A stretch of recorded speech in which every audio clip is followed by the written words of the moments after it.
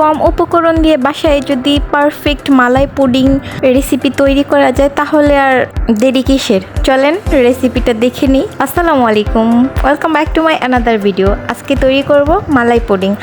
আর মালাই pudding তৈরি করতে যা যা লাগবে, প্রথমে একটি প্যানে পরিমাণ মতো চিনি নিয়ে পানি দিয়ে জাল দিয়ে নিতে হবে যতক্ষণ পর্যন্ত কালার না আসে।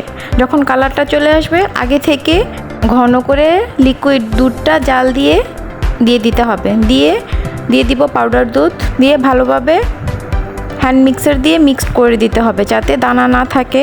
আর ভালোভাবে বলক আনাতে হবে, অনেক ঘন করতে হবে। আর দিয়ে দিব আগার আগার পাউডার, 1 চামচ আগার আগার পাউডার পানিতে আগে গুলিয়ে দিতে হবে, না হলে জমে যাবে।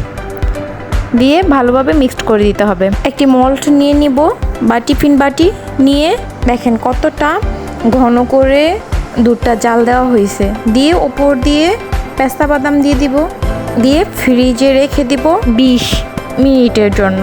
দেখেন 20 মিনিট পরে কত সুন্দরভাবে পারফেক্টলি পুডিংটা তৈরি হয়ে গেছে, কোনো ঝামেলা ছাড়াই। কেটে দেখাচ্ছি, দেখেন কত সুন্দর হয়েছে, মাশাআল্লাহ, অনেক অনেক সুন্দর হয়েছে। খেতেও কিন্তু ভীষণ টেস্টি হয়। তৈরি করতে অনেক ইজি। ভালো লাগলে একবার হলো ট্রাই করবেন। ভালো লাগলে লাইক, কমেন্ট, শেয়ার, সাবস্ক্রাইব করে পাশে থাকবেন। টাটা।